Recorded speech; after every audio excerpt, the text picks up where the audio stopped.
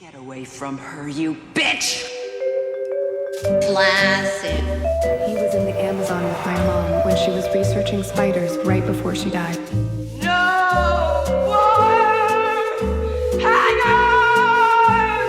You thought you'd become a prostitute or a drug addict. I used to love doggy chow. I used to love doggy chow too. I'll let you put it anywhere. I'm Crystal. What is this? Grandma with a birthday present? Suck it, you dumb bitch! I'm Sue Gives a Fuck. Oh my God. That's what I went with. And welcome to Camp Classics. A thoughtful movie about camp podcasts. I forgot to tell you were That's doing now that. correct. Yeah, that's correct. That's what it is. This is a movie of sorts. It is a movie of sorts. A thoughtful podcast about camp movies. Every 2 weeks, we are here discussing, rating, and exploring the peaks and valleys in the genre of camp in the search for the campest of camp classics. And I'm joined, of course, by the gorgeous Sue Gives a Fuck. Delighted to be standing in those very, very large shoes of Ms. Baby Lame, who, for present purposes, is in a drawer under my bed. Oh, right. I was going to say, has fallen victim to one of my psychosexual mind games. Have you ever fucked on cocaine, Nick? She's crudely drawn in a notebook, photocopied liberally. She wishes she was in my notebook. What do I think of her? Yes? I don't think of her.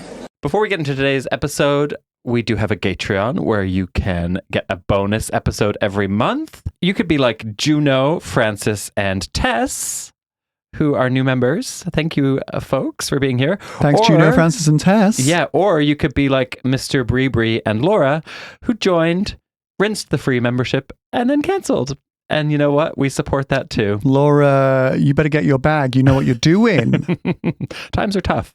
I do the same thing with subscription meal services. Help me, I'm poor. I bet you can get, like, you could probably eat for a whole month on the, like, free. You can eat for a month and then move to the next one and then the next one. I think I've tried about 4 now. Well, I love that. Love that. Well, we're much less expensive.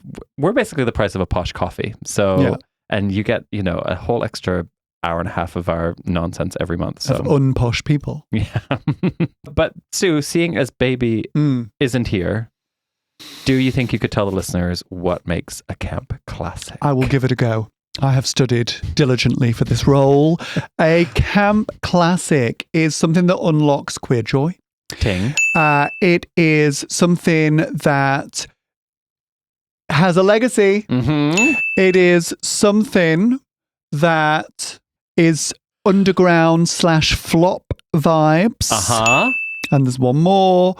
It is stupid joy. Stupid fun. Stupid fun. Stupid fun. I get a B- for that. You did very well, I'd Yeah. say. Yeah, good work. All right. She listens to the podcast. And today we're actually letting the listeners down because we are doing 2 movies, neither of which is a flop.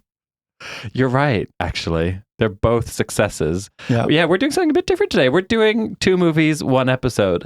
This was not the original plan. No, it was not. I asked Sue to come on, and we were originally going to do Dangerous Liaisons on the main feed and then Cruel Intentions on the Patreon.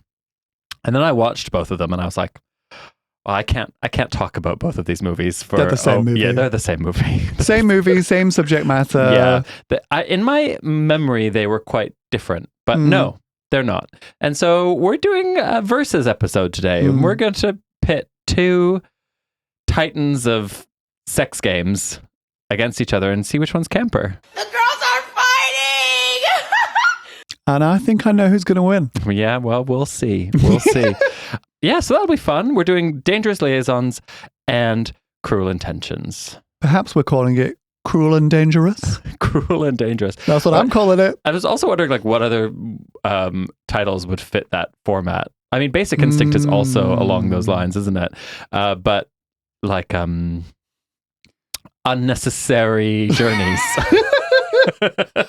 Don't make unnecessary journeys. You need remakes and things that are on the same subject matter versus. Oh, no, I meant other, what Because the titles are like kind of Oh, the you're same. just going titles? Yeah. What other things could these movies have been called? Right, okay. So I was going Emma and Clueless. Right. Oh, which is that'd a be- whole different vibe. Yeah, that But would be quite fun. The yeah. Gwyneth Paltrow Emma and the Alicia Silverstone Clueless. Yeah. Pretty camp. Sure. Taming of the Shrew and 10 Things I Hate About You. I don't know. Is there a movie Oh, of... and they rhyme. Gorgeous. Love that. Well, we've come to the end of that segment now, haven't we? We did really well. We came up with a couple. Wagner's Ring Cycle and Lord of the Rings. And that's why I don't often get to co-host.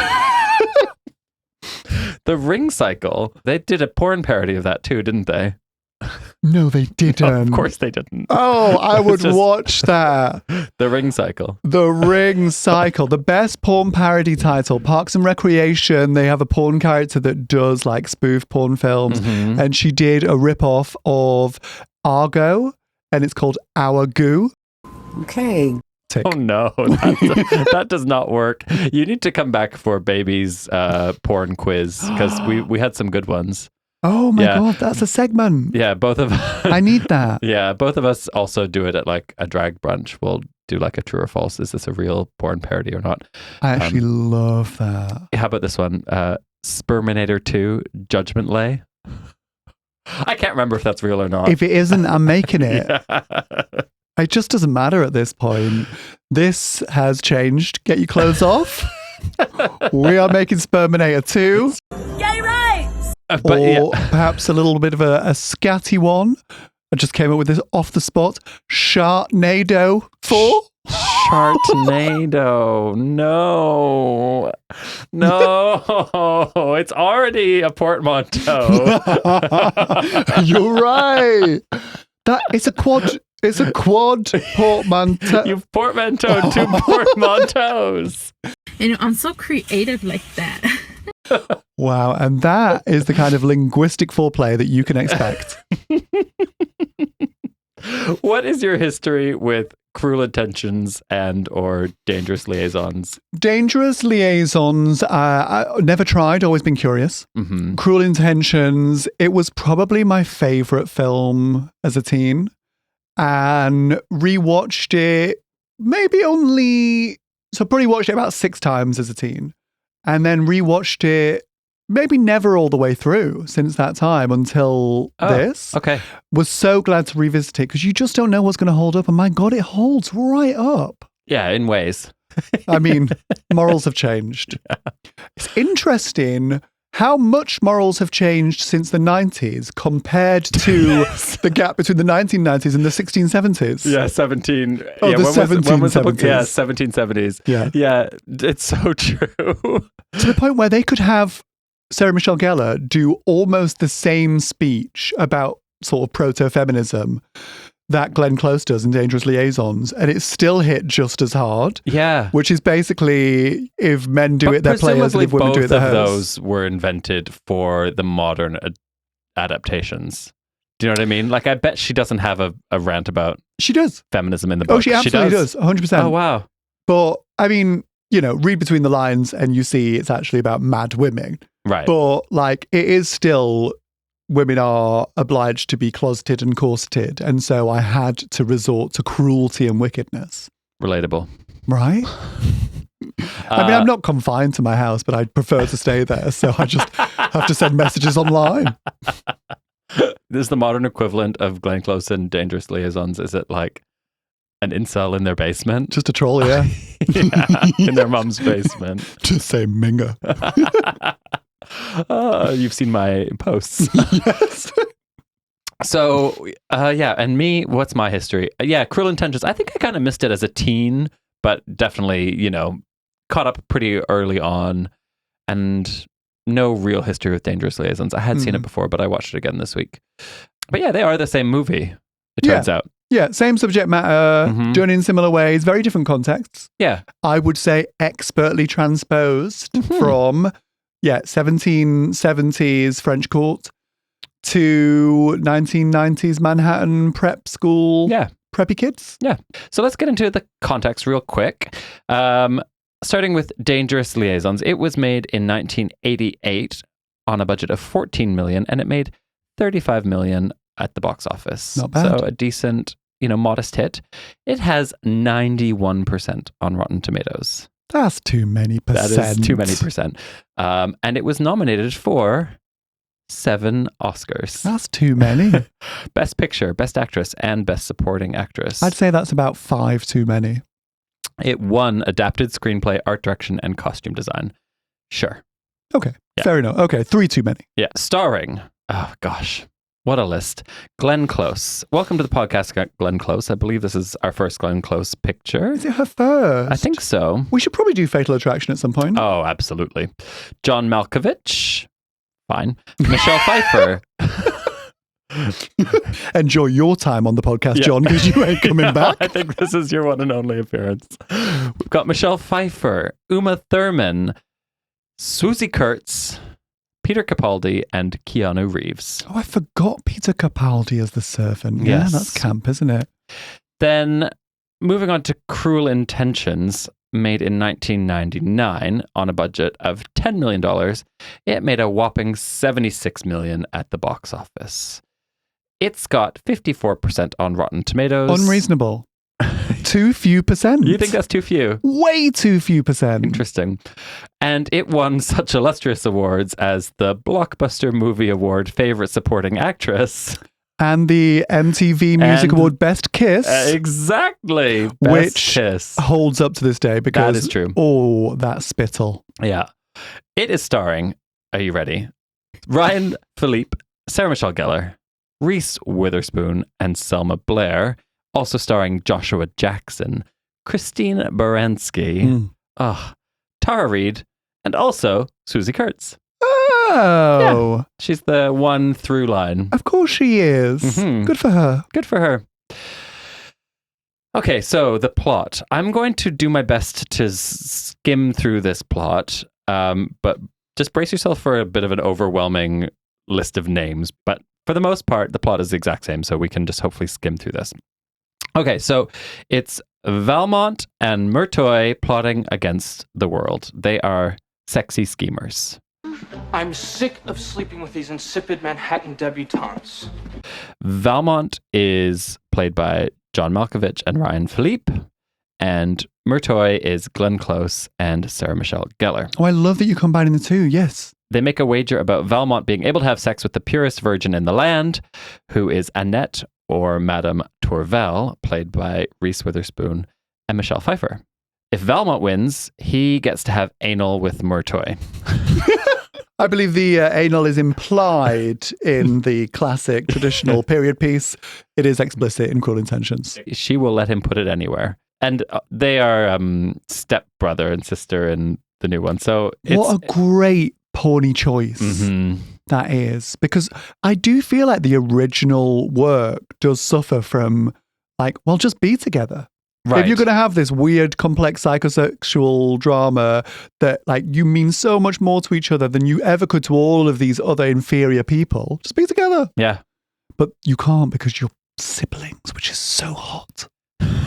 Is it? Oh, don't pretend you haven't watched those videos. Siblings is the least of it. Oh, Jesus. I want to fuck. And I don't. Speaking of porn parodies. Okay. Simultaneously, they also conspire to ruin the reputation of the innocent, naive Cecile, who is played by Selma Blair / Uma Thurman. Partially just to piss off her mother, who is Susie Kurtz / Christine Baranski. Valmont rapes Cecile and then becomes her sexual tutor, which puts him at odds with her forbidden lover, Donsony / Ronald, played by Keanu Reeves and Sean Patrick Thomas. Valmont eventually succeeds in getting Annette / Tourvel to fall in love with him, but he accidentally falls in love with her at the same time. Hate when that happens. He feels kind of bad about his betrayal of her and this whole thing he's doing, but they have sex, and then Valmont goes to Murtoy to get his prize. But she realizes he's in love and doesn't want to be second fiddle to some prude. So she manipulates him into breaking it off with Annette / Tourvel, saying he'll lose his reputation as a playboy. He then cruelly breaks up with Annette / Tourvel, only to have Murtoy mock him for giving up on true love and she still refuses to have sex with him. But unfortunately, I don't fuck losers. War is declared between the two, and Murtoy sicks Danceny/Ronald on Valmont, who is accidentally killed. Valmont's journal/letters are then revealed after his death, showing the world how Murtoy really is, and she is publicly shamed.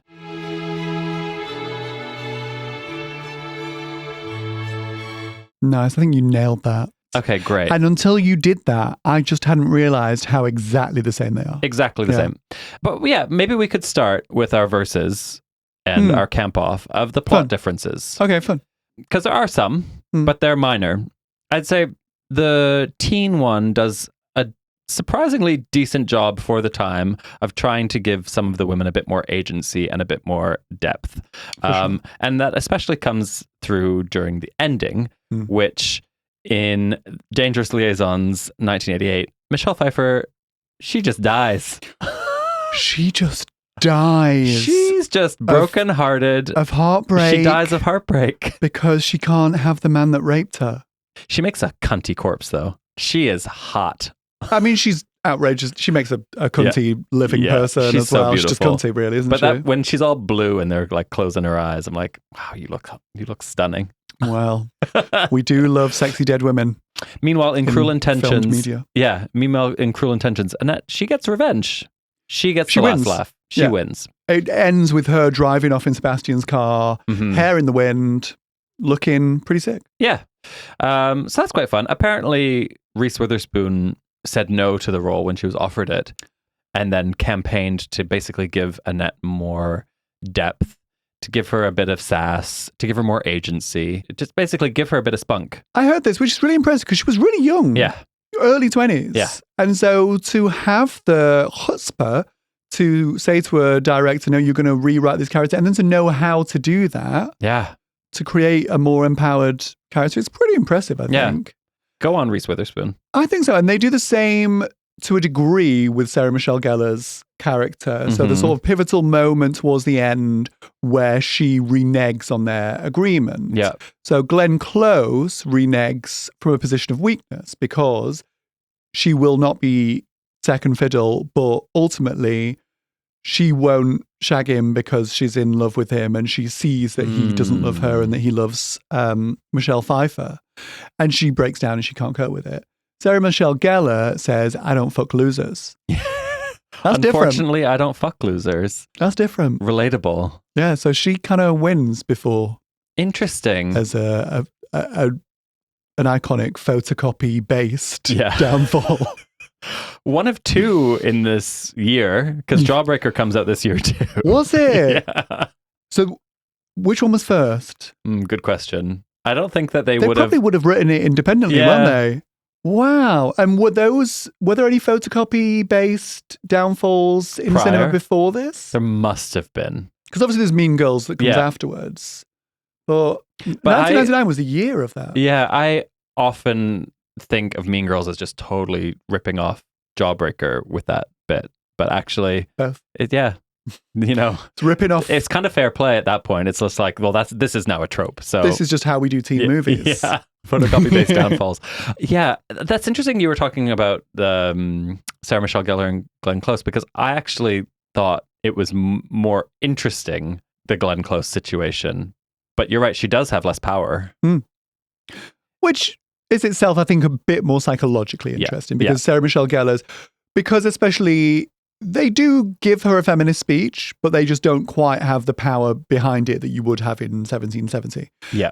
So her kind of cruelty comes off as nihilistic. Yes. And so still very sexy and fabulous, but maybe just a little bit less grip. And you don't get that. You're never going to get an Oscar-winning breakdown moment if your character is just a nihilist. Yeah. That's very well said. It is camper, though. Oh, yeah. It's way camper than to just have... She's just Ice Queen, and it's aspirational, frankly. Life's a bitch. Now so am I. Yeah, mate, she's just an Ice Queen with a cocaine crucifix. Yeah. I aspire to be. I bought a cocaine crucifix. You didn't. Turns out they're not very sturdy. Those little spoons, they'll get bent and then it's no point to it. Oh, wow.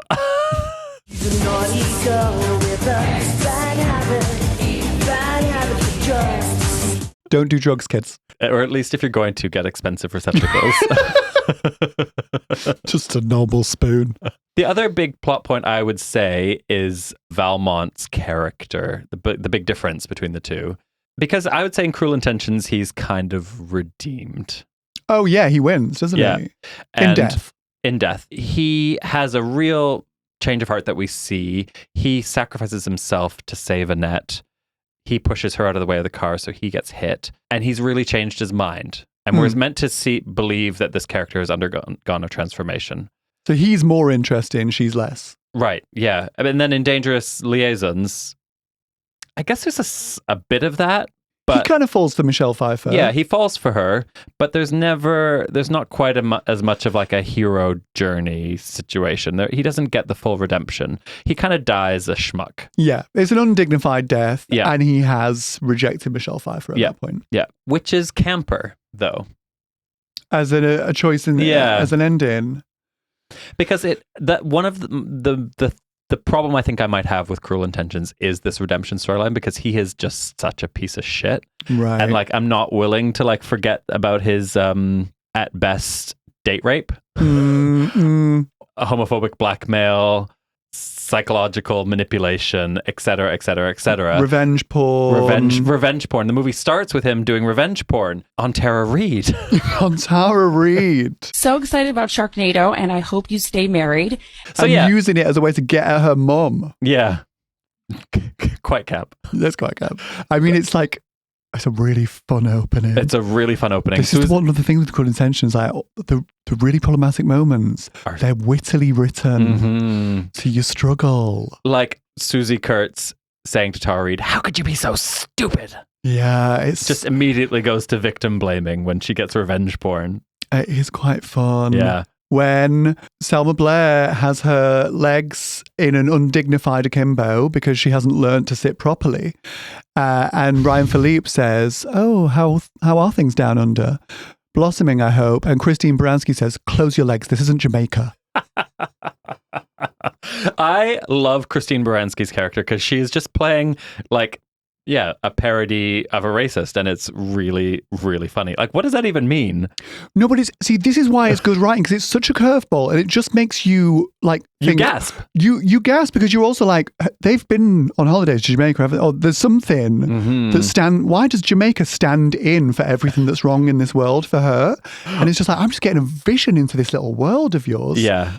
I'm like, wonderful. I mean, it's racist. Yeah, but you're meant to laugh at this woman for being racist, I think. Whereas I think with the Susie Kurtz line, you're like, I'm not sure if which side the movie thinks about this. Like, does it think that it's Tara Reid's fault?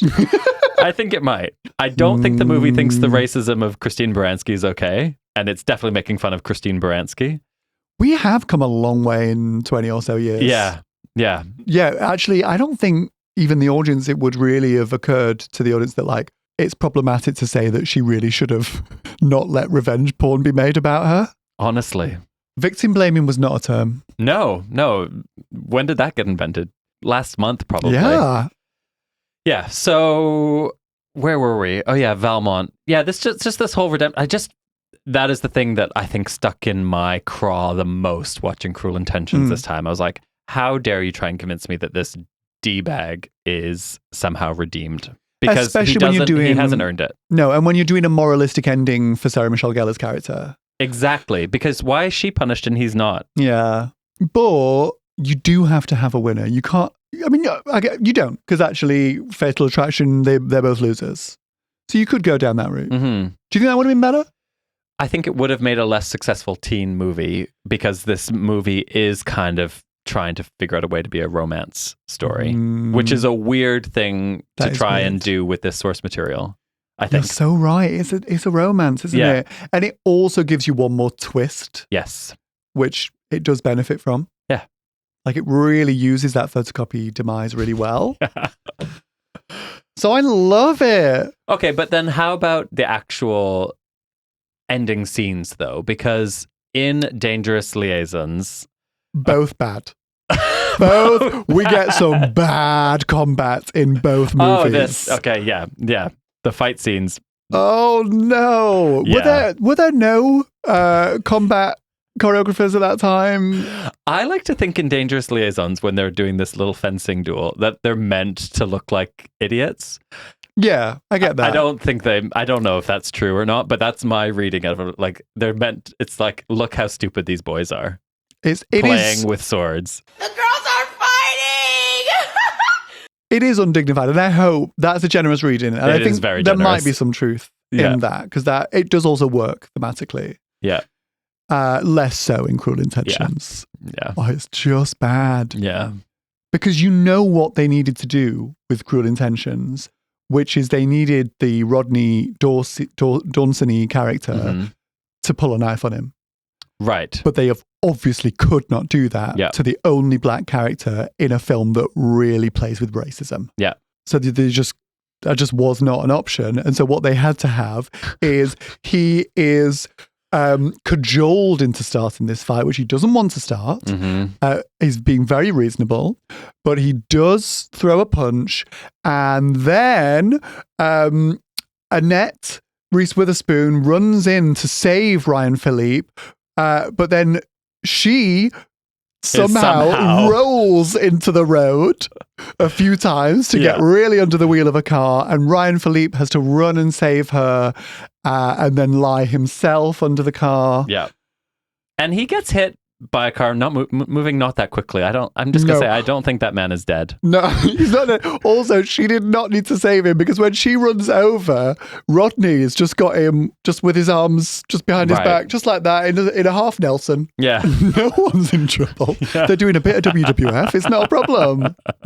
Boys will be boys. Let them have fun. It never really works, that trope of I need to push someone out of the way of a car, because the second you analyze it, and it's sometimes movies can convince you, like through camera trickery, that it is a prop.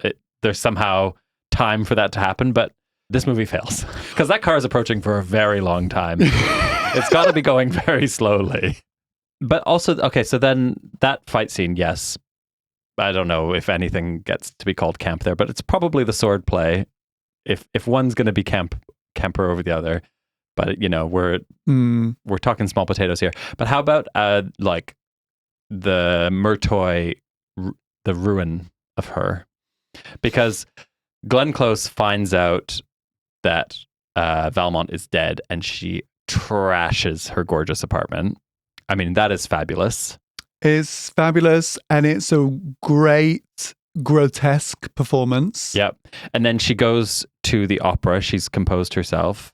And you kind of get the impression, okay, she's shaking it off, like, and that's kind of, you're back to icy facade, icy exterior. which is nice, and still we see the color has drained from her face, like she is going through the motions now. Yeah, and then the entire opera house turns at her and looks at her, and she realizes everyone knows all of her secrets, and then they start booing.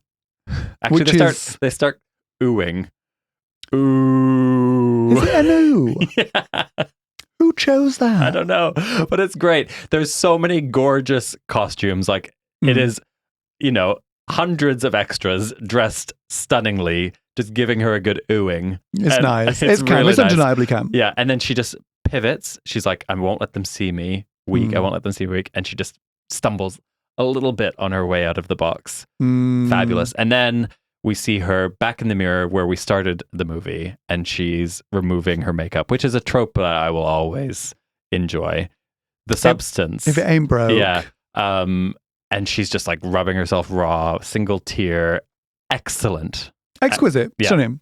Whereas Cruel Intentions, you've got Sebastian's funeral. And all of the students are there, and she is, Sarah Michelle Gellar is giving her speech as class president, and she is showing single tear again. Yes. She is going to cope, and she knows that Sebastian would say, I'm sorry. And he would say, and then she notices that people are leaving, and she's like, what is going on? So she follows them outside, and she sees that it's actually Selma Blair is handing out these photocopied printouts from Sebastian's journal, which are absolutely not befitting the sophistication of the character. Yeah, like plastic ring binder. Saying like with just like laminated cover. A picture of her with like, I'm a bitch in like a speech mark. And this is a guy who like up until this point has had these, Machiavellian maneuvers and these like clean cut tailored suits, who seems like he's like 36, even though he's about 19. Mm-hmm. Well, no, 17. 17, of course. But he keeps the diary of a 12-year-old girl. Yeah. That's now being photocopied and released. And it includes the cross. So then I think it's the head teacher, is it, that comes out and shakes the coke out of her cross, and she's destroyed. And then we have Annette driving away, hair in the wind in Sebastian's old sports car. Yeah. So which is better? I think that the Dangerous Liaisons ending is both camper and actually technically better. It's funner to watch. Both are great. Don't get me wrong. I think it's a great, Cruel Intentions, it's a great ending. But I got to give it to Glenn in this one. I don't know. I love a neat little twist. Mm-hmm. And I love a film where the twist, or the climax really, that is the downfall, is seconds before credits roll. Right. And there's no real tie-up. All it is that one shot of Annette driving away. I really, really like that. There's no tie-up. It's just like, okay, she's won. She's ultimately won. She's giving this speech. It's the high point, and then she's destroyed the end. I really enjoy that. And like, does it count as a twist if you kind of see it coming because we always know that he's had his notebook? Yeah, I don't know. I can't put myself back into a headspace where I didn't know what was going to happen. So maybe you're right. Like on the first impact of ever seeing Cruel Intentions, maybe it's fun. It's really fun, and then you see that it's Selma Blair's character that is handing them out, and that's like a real growth for her because she's been basically a baby. True. And now she's getting her revenge. Again, I'm not sure the movie earned that transformation for Selma Blair. And also in this world of slut shaming that we inhabit in Cruel Intentions, where it's bad enough that Sarah Michelle Gellar has to become the uber bitch to survive. Sorry, Selma Blair and Reese Witherspoon are not getting out of that journal unscathed. They are also social pariahs now. Of course they are. And you have to just pretend that like they're not for the purposes of this movie, but like in the real world, they're getting it just as bad as Sarah Michelle Gellar. If anything, Sarah Michelle Gellar might get some points for being at least, a mean girl. Yeah. We love mean girls. Yeah. Whereas as the opening of the film makes clear, we hate a victim. Yeah. 1999 hated a victim, and they're kind of even more victims than Tara Reid was. Yes. You're right, they're fucked. Yeah. You're right. Okay, so I'm going to give it overall ending to the 1989, with the caveat that I actually don't find Smashing Up the Room that interesting because it is just so standard. Yeah, it's tropey. It's a beautiful room she's smashing up, though. It is. And she smashes it up very well. Yeah, and I think there's a whole trope running through this movie with mirrors. There is, isn't there? And so then she smashes all her mirrors, which I quite like. Which is great because it is all about being seen. Yeah. What about just like, okay, so let's look at Glenn Close versus Sarah Michelle Gellar.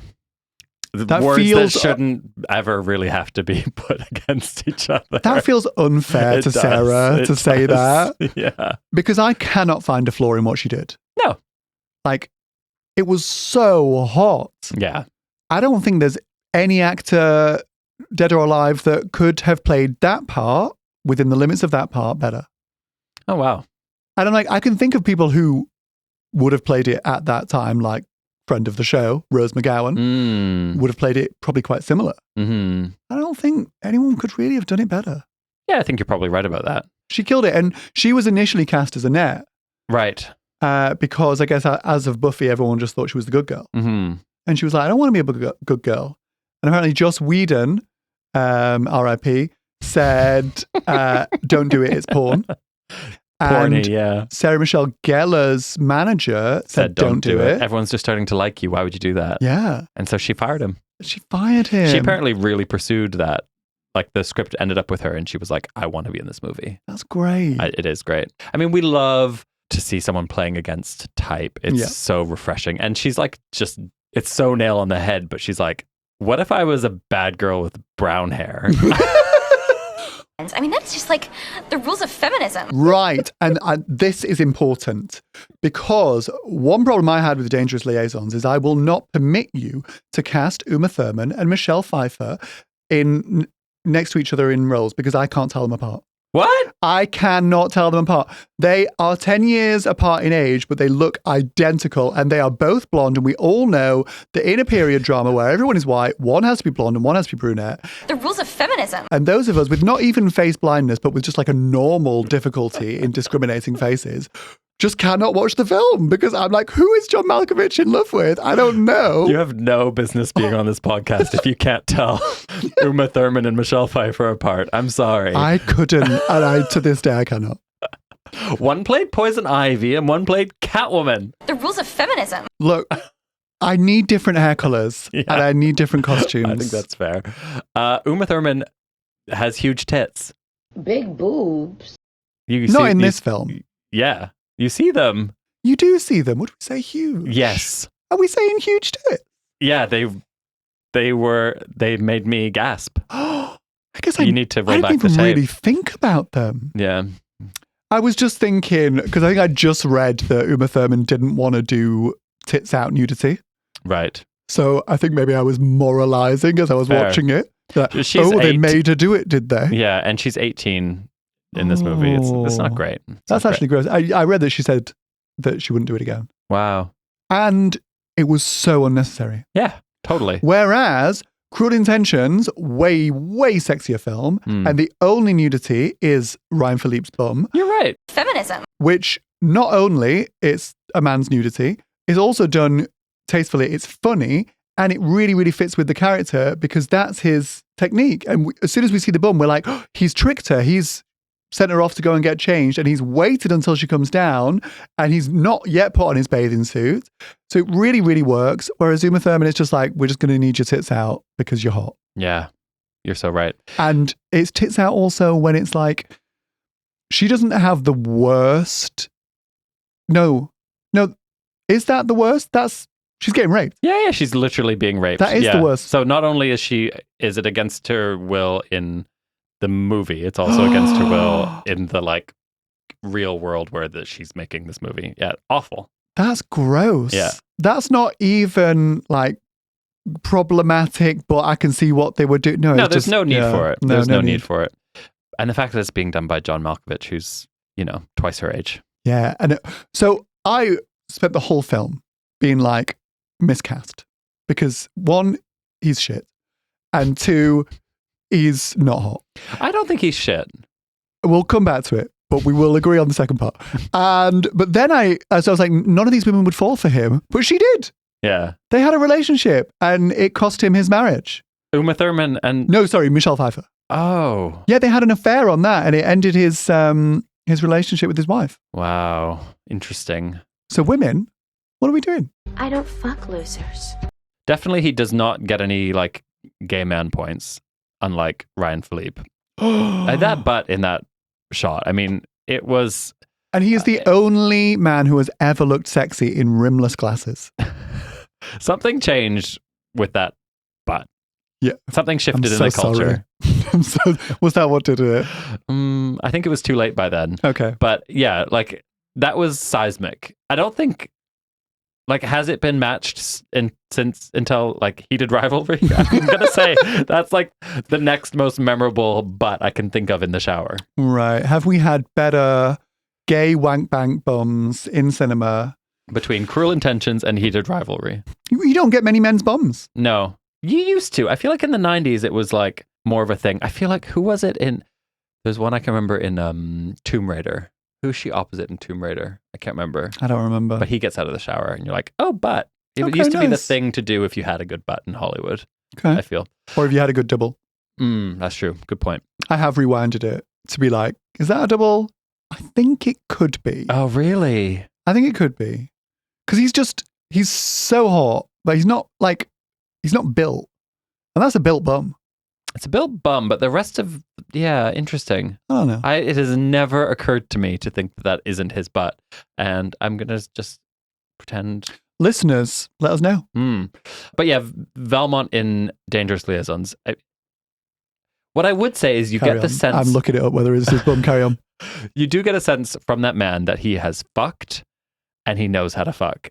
And he's got a disgusting sexuality about him that I think is effective. Now, I would agree with you that he's not hot enough to be playing this character, but almost the fact that he's kind of not hot it almost gives it something a bit more for me.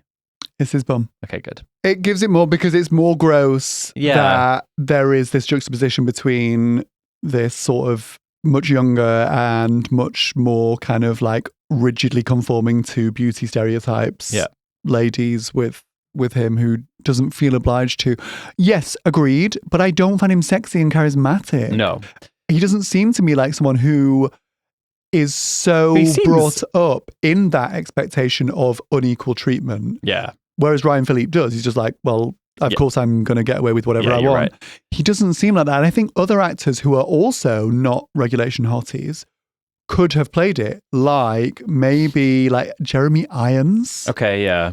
Who could be sexy, but not necessarily that like regulation hottie. Maybe even Alan Rickman. Right. Who played it in the play that it's based on. Yeah. I think could have pulled it off more. Right, I see that. He plays it like an F slur. Gay! He seems so gay. So gay. Like at one point he hisses at Susie Kurtz. He does. He goes, I'm like, you queen. He also doesn't play it remotely, period. And now I am okay with them doing just modern American accents because sometimes it's kind of weird when they use like an old British RP as a stand-in for French or whatever it is. So I'm fine with that. But I did read that James Aitchison, the costume designer, hated the whole thing because he made these exquisite costumes and then he said the actors were not interested in the costumes and they did not look it up. And he said specifically Malkovich would have had a dancing master from age of 6, but Malkovich just slouched in all of these costumes. So he's like buttoned into these corsets and they're all just rippled and creased and whatever because he's just sitting, like this. Right. And that's how he played it. And I didn't buy it. I wanted him to have a grace. Yeah, I see that. And that is something I would say that Ryan Philippe does have. There's, what I find weird about Cruel Intentions, I think that the age thing is very strange. That all of these people are supposed to be 17 and Cecile is 15. Eek. Like, no one is having good sex at 17, let alone being like some kind of master seductor? Yeah. Master seducer? Seducer? Yeah. Seducer and seductress. Yeah. Seducismo. One who seduces. Yeah. It's just it's not believable, but whatever. They're all actually 25, so Roger it's fine. in his review said, it used to be that teenagers went to like R-rated movies to watch adults have sex, and now adults go to R-rated movies to watch teenagers have sex, which is very true. It's all very Wild Things, isn't it? Yeah. Again, it's like you've got people pushing 30 playing high school like I think we just sluts. have to accept that that's how it is. Yeah. Teenagers can't act. Quite camp. Yeah. Yeah, and also I don't want to see a teen in that role. Not the Selma Blair role. No, then we're getting very Notes on a Scandal. Which is on the list. Yeah, it's just been covered. Oh, have you just done it? Yeah. Have you released it? It came out today. Okay, I'm going to listen to that one. Yeah. Okay, what else? So are we saying performances, we compared Glenn and Sarah. Yeah. Did we actually? I don't think we finished the job. No, you're right. We didn't. We didn't. You're just not allowed to not give it to Glenn. Yeah, exactly. And also, it's illegal. It's Sarah Michelle Gellar's character might be a bit more camp, but Glenn, like, she's just giving that predatory, eagle-eyed, like she's about to devour you in every scene. You know that? What's that meme of her on the red carpet? I can't remember who she's looking at, but she's like, oh yeah, and what is it? This is where she perfected that look. It is It's a look of desire and joy, but with hidden intention. Yeah, it's so good. It's so good. And she just spends the whole movie doing that, and it's so fabulous to watch. She does, you're right. She's given more to do, but even in the scenes where she's probably given the same amount to do, she is doing more. There's so many. I mean, they both have bits where they like turn away from the person they've just been talking to and like roll their eyes or whatever, but like you want to watch Glenn Close do that. Like that's what she was born to do. Are there bits where she's doing too much? No. No. Okay. Good to know. I'm just checking. It's wonderful. Her monologue about like, why she is who she is fabulous. I've always known I was born to dominate your sex and avenge my own. When they have their confrontation and she says, war. Oh my God. All right. War. Again, something shifted in the culture, I'd say.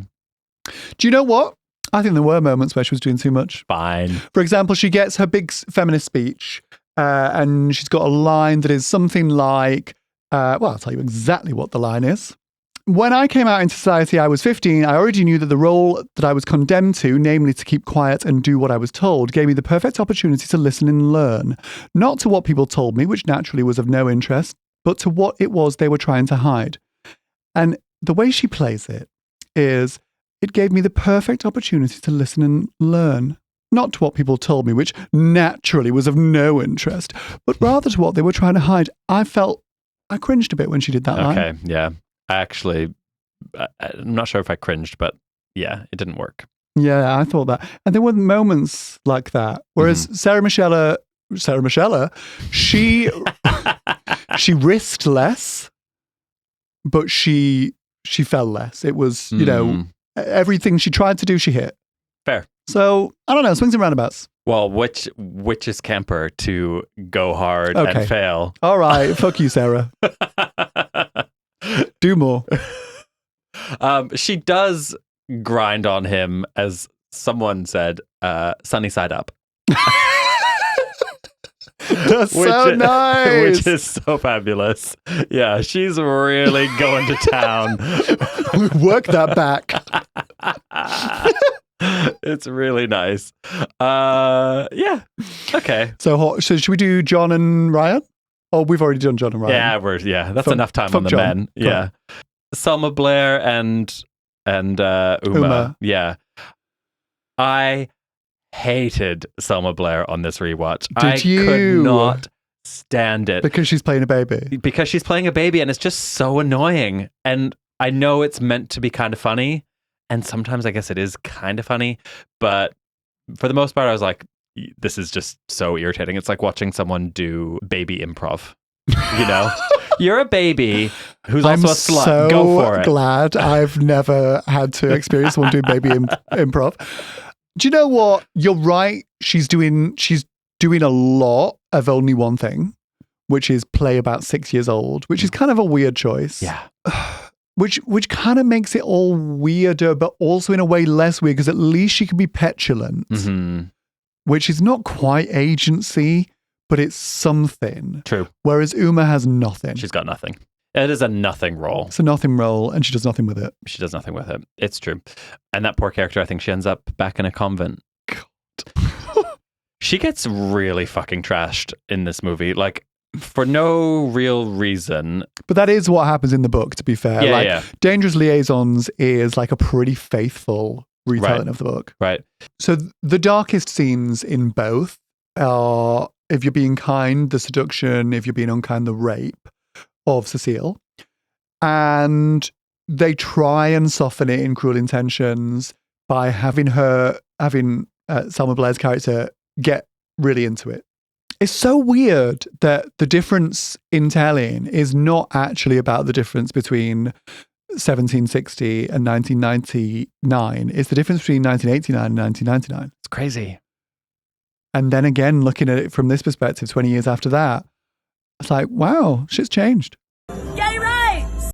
I kind of can't be bothered to talk about Annette/Torvel because it's also a bit of a nothing character, unless there's anything you specifically want to say. No, but casting wise, quite fun that they wanted Katie Holmes yes. for Cruel Intentions, but Ryan Philippe was like, could you possibly have my girlfriend instead? Yeah. And so they got Reese Witherspoon in, and then she said no. And Cumble, what's his first name? Roger? Yeah. Roger Cumble, it was his first film, and he planned to make the whole thing on like a £1 million budget. She said no, and he apparently took her for a drink or whatever and got on his knees and begged her to do it. Oh, wow. And she was like, well, I'll rewrite it. Yeah. I'm glad it got a bit of love and attention, that character. Yeah. Because Michelle Pfeiffer's character is just hard to watch. She got a BAFTA. Wow. She got BAFTA for Best Supporting Actress. I guess I'm not saying she's necessarily bad in the movie. I'm saying the character is just criminally underwritten. I'm just not sure it's a part that you can have a BAFTA for. Yeah, I kind of agree. Just, no. I'm just a delicate damsel. And that's it. Yeah. In 1989, you get a BAFTA for that damsel stuff. The work is puerile and underdramatized. How about the gay stuff? So we've got the lesbian kiss. Which is phenomenal. Yeah. High point of the movie. Yeah, I think it holds up. That bit of spittle, iconic at the time. You've got Sarah Michelle Gellar in her all-black Audrey Hepburn bug-eyed specs and little slinky number. Selma Blair in her preppy Manhattan jumper type vibe in a sort of light blue. They're opposites where they come together. Oh, and the chemistry. Gorgeous. Yeah, it's great. I wish there had been more tones of lesbianism to Sarah Michelle characters Gellar, because it is a bit like, why is this happening? But, I know why it happened in the movie, because it was titillating for male audiences. And it's just about pushing the envelope, and it's like trying to see what they can get away with. It'd be cool if you're like, maybe she's like, maybe her repressed lesbianism is the reason she's like this. It would be fun to just add in a suggestion, wouldn't it? Or just like make her more explicitly bi in some other regard in the movie. But because it just kind of comes out of nowhere. Yeah, it does. I also think that the really intense homophobia is, actually really just quite standard for 1999, I think. But maybe not quite in keeping with the level of sophistication, which we've already said is really artificial for those characters. But they're just so worldly and sophisticated that, like, the fact that he has a journal and she says, could you be more queer? Yeah. Like, well, I think she probably wouldn't think that. Do you think the movie is homophobic, or is it painting the characters to be homophobic and therefore problematic? Because in this, the movie's gay.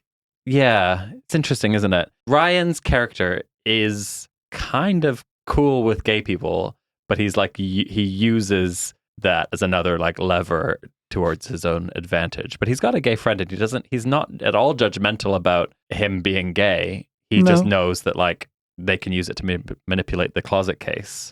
You're right, he's not. Sarah, a little bit more judgy about the gays. Yeah. Ryan, a bit more down with things, which is not how you would expect things to go gender-wise. Yeah. So yeah, but I wonder whether Roger Cumble, because he wrote it as well, is he a gay? I don't think he's gay. Because it gives big gay. Yeah, you're right, it does. I've watched some like behind-the-scenes interviews and stuff. He's not giving gay. Okay. So we find out. Interesting. I think it kind of matters, actually. Apparently, he was originally planning to just make it as a little B movie for like less than $1 million. And then it just sort of picked up some interest when a producer, the producer of I Know What You Did Last Summer, who had just worked with Sarah Michelle Gellar and Ryan Philippe, sort of introduced them. And suddenly it was like, okay, this is going to be a way bigger thing. Mm-hmm. But still, not a big budget, 10 million. Yeah, no, small. And $1 million of that went on Bittersweet Symphony. Isn't that crazy? Yeah. He's not gay, by the way. He's not gay. Not gay. Oh, you mean the gays, not the gays. Soundtrack? Oh, just unspeakably Cruel Intentions wins. Yeah. Stunning. Wow. From the original compositions that just does that really joyful, silly tension, plonky stuff, and then the big hitting numbers that, like, I would never have thought that you should pay £1 million for Bittersweet Symphony, but it's the perfect song. Yeah. I guess it was probably already a hit, but like that they also owe so much to this movie. Oh. It's just like It was a hit then, but it wouldn't have yeah. survived till now. No, probably. they've cashed out on that. Got $1 million for it as well. Yeah, I mean, Placebo, Skunk Anansie. It's just like a that high Counting point Crows. of sexy 90s. That super melodramatic Counting Crows song, Colorblind. Oh. Oh, for the emotional crux where they're separated. Yeah. Oh. I was giggling. There's just such teen melodrama, that Isn't it song. just? It's like watching just a really elevated version of one of those teen dramas like The OC or one of those. It's so The OC. It's very also post-Scream with the like the overwrought dialogue. Yeah. Dawson's Creek. You're like, teens don't sound like that and aren't 25. But good jokes. Yeah. Really good jokes throughout. Yeah. Dr. King is my favorite. Christine Baranski saying, I took you in off the streets. And he's like, I live at Easton 49. Yes. Yeah, you can put it anywhere. It's so quotable as a film. It really is. Fact is, maybe it's time to just say it, but yeah, Dangerous Liaisons, I'm sorry, but I got bored. It was boring. I got bored. And there's no real excuse for that when you've got a lot of really fab women being bad. And the writing wasn't beautiful.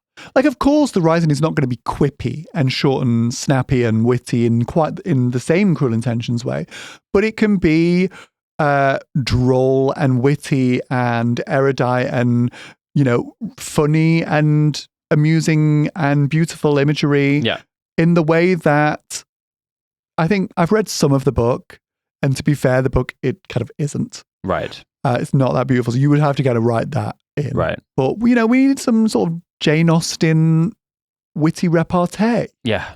We don't really have it. And yeah, boring, like getting bored is just such a cardinal sin. And I it's the opposite of camp. Yeah. I think for all of Cruel Intentions, kind of, I'd say the stuff that doesn't hold up, that's a bit problematic, you're not bored watching it. You are not bored. It goes down easy. Yeah. For a movie that's about sex and sex games, Dangerous Liaisons, it's not sexy enough. It's not sexy. It's not sexy enough. And you can't even blame the corsets because those come off unnecessarily. Yeah. You don't need boobs to come out for it to be sexy. You can have so much sexiness in corsets. Yeah. Cruel Intentions is just, it's much hornier and it's sexier. It's so sexy. Yeah. She gives him blue balls, which is very, very sexy. It's disappointing. Interesting little tidbits about the production of Dangerous Liaisons. They kind of like, it all moved so quickly and other people were ousted because Jane Fonda was trying to buy the rights and she would have played Glenn Close. But Glenn Close was due to replace Lindsay Duncan in the play version of it, but then the play closed. But because she already then had an in with Christopher Hampton, who wrote the play and was then to write the film, she was kind of a shoo-in. So Jane Fonda, for all of her money that she was putting into it, was ousted. How do you think Jane Fonda would have been? Great. It would have been such a different movie. It's hard to picture her as an icy bitch. She'd have done sexy so well. Sure. Would she have done icy? I bet she could have done icy. I'd love to see it. Yeah. I'd love to see it. Yeah. It's one of those roles you kind of like, I'd like to see anyone do that. It's like how I feel about Catwoman. I'm like, it's just a great role. Yeah, let anyone have a go. Let 1,000 flowers bloom. Yeah. I want every major actress to have a go at this particular role. At least, I don't want to watch this movie again, so have a go at maybe the main speech. Yeah. Or two. Sure. And then, or let's have another remake. It's time. It can be in space. I'm in. Costume, compare the two. Yeah. It's apples and oranges, and they're both. It is. They're both fabulous. Yeah. They're kind of incomparable. It's just what do you want to look at? But if you're a costume geek, I mean, you can't beat Dangerous Liaisons. It won the Oscar for it, totally justifiably. I'm going to just say it. It's beautiful gowns. Great gowns, beautiful gowns. The jewelry as well, like the hair, everything. It's exquisite. And that opening scene, which is arguably the best scene in it, where it's just them being gotten up into their toilet, Glenn Close looking in the mirror, and she looks in the mirror with such a pride that I think I've only ever seen once before. And it was at Wilderness Festival when you were doing your face, and you did an admittedly exquisite face in like 30 minutes or something. And then as you'd completed it, you just said, I'm really good at drag. And I haven't seen that since until I watched Glenn Close in that mirror. Somebody lied to her several times. I've got a habit of doing and saying that. Is that a common thing? Yeah. That's really fun. You're not the first person who's told me. That's really fun. But there's just something that takes over. And like, you know what? You're going to spend a bunch of time making yourself look a certain way. You might as well enjoy the result. When those lashes go on, you feel things. You do. And told her that she was fly, hot, and sexy. You feel like Glenn Close and you're about to swoop down and snatch up a little baby bird. And what is it? When a woman strikes another woman, she rarely misses, and it's invariably fatal. Yeah, that opening scene is just gorgeous. And every single gown in that movie looks like it took weeks. And I kept looking at the earrings. It's like, God, that's beautiful jewelry.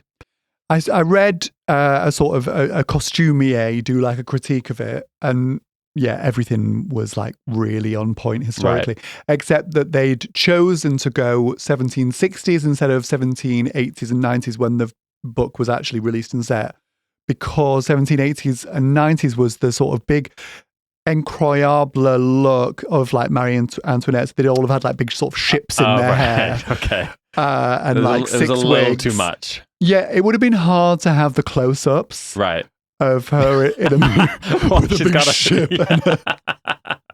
It would have been a different vibe. Right. Like when the panniers got so big that no one could get through a door. Right. Exactly. We need to see faces. Yeah. Fair. And then Cruel Intentions.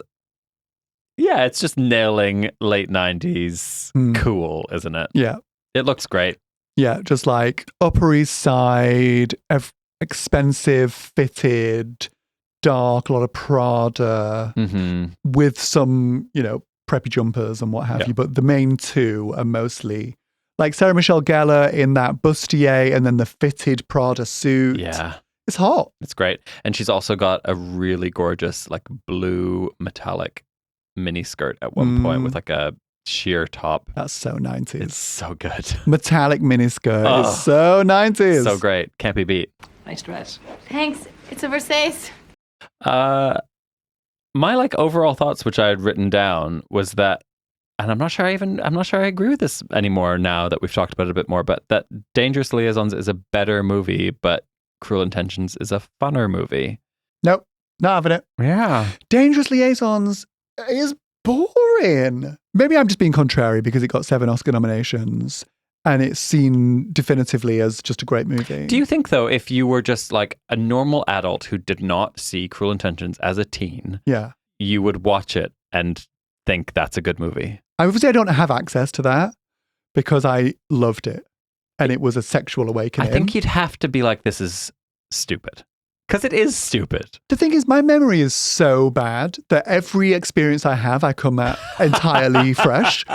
So I watched this movie, having not watched it for a while, being like, oh my God, I cannot believe how good this is.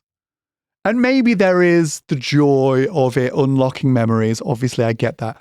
But I don't know. I think it's good. I think it's a good script. What about all the fucking melodrama? Like his redemption storyline, him walking around the streets to fucking counting crows, like beating his chest. It's dumb. Okay, it's dumb. It's dumb. But then also, maybe I love a bit of melodrama. I really enjoy it when she comes up the escalator from the subway and he's at the top. And it's like, how did he beat the train? Did he walk faster than the train?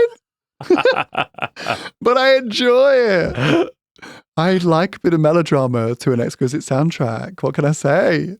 I'm not saying it's bad. I think it's a great example of a teen movie, but like I think some of it is very teen movie. Right. Okay. are you suggesting that I have to accept that some of my tastes may be a little bit lowbrow? You're not young. Should we do Liza's and Meryl's? Let's do it. Okay. So Meryl's, what are you going to give to Dangerous? I think I'm going to give it 6. Yeah. Maybe 7. Yeah. I am... No, I deserve to have fun. No one's fun anymore. I'm giving it 5. Okay. Whatever happened to fun? Okay, what about Cruel Intentions for Meryl's? People in the present are just better than people in the past. And the present is 1999. That's where we are now. So, Meryl's... Oh, I can't. 8. Jesus Christ. What is going on? This is the last time you'll see me. I'm giving it 5. Wow. Okay. All right. You went low because I went high. No. I was gonna give it a 5. It's like Wild Things. Right. But it's the sexiest teen movie. I don't know. Wild Things is pretty sexy. Okay. This is where I have to just admit I haven't seen Wild Things. But it's I'll put it on my list. It's trash, but like entertaining. It is trash. But unfortunately, I don't fuck losers. Okay, let's talk about Liza's. So, how camp are these movies? Starting with Dangerous Liaisons, it's got some camp highlights. Yes. I think actually Michelle Pfeiffer dying at the end is quite camp. And I love the ending of like Glenn smashing up the mirror and her ruin is super camp to me. But I'd say overall it's not the campest movie. And I'm going to give it a 4. Yeah, I was thinking 4 as well. That's so upsetting. Yeah, okay, we're agreed. Okay. Cruel Intentions. A little bit camper? Much camper. It's not my campest. No, because it doesn't have any unintentional camp. It's not big crazy swings. Yeah. It's not weird. Yeah. There is some queer joy, also quite a lot of straight joy. Like it's doing what it's trying to do and it's doing it in a mainstream way. But it's genuinely funny, genuinely sexy. Yeah, there's no underdog flop, is there? No, there's We're not not. reclaiming something here. So I don't think I want to, but I don't think I can go more than 6. Right. I think I'm going to go 6. I agree. Yeah? I agree. Okay, good. So I've gone rogue on the Meryls. But at least we've found common ground. Taste is subjective, but camp isn't. Okay, yeah, I like that. Camp is absolute, and we are the arbiters. Right here. But that does mean that congratulations, Cruel Intentions. You are camper. You've won this round. Jesus loves winners. And also, in terms of legacy, it sort of had like multiple spin-offs. Yeah. I mean, no one's seen them, why would you? But it's had a Cruel Intentions 2. And it's 3. had Yeah. It's had a TV show that got aborted. And then another one. Now it's had one that didn't get aborted. Yeah. That apparently is terrible. I think it got cancelled after 1 season. Okay. Have you seen any of it? No. Okay. I should watch a little bit. Yeah. I'm curious. Yeah. I've heard it's awful. Yeah, which sounds like great. no redeeming features. Right. It's had a stage musical. Mm-hmm. I think that's it. Yeah, that's a lot. That's a lot. I mean, arguably, it's all Les Liaisons Dangereuses legacy. They were all from in that lineage, but I think Cruel Intentions is the one that like planted its flag, and everything else since has been a reference to that media. Although I don't know whether you can quite make such a bold claim about a film that's survived a miraculous 25 years when Les Liaisons Dangerous has survived like, what, 250? Yeah. So it's doing all right. It's doing pretty good. All right. Well done, something Lacrosse, whatever your name is. Mr. Lacrosse. Thanks for being here, Sue. Thank you so much for having me in this grand, gorgeous studio. What luxury. Yeah. We're off now to film our porn parody of Cruel Intentions. Called, here we go, Here on we the go. spot. Oh, we got this. Drool. Penetrations. Okay. We nailed it. Yeah. Nailed it. Bye. Get away from her, you bitch! Classic. He was in the Amazon with my mom when she was researching spiders right before she died.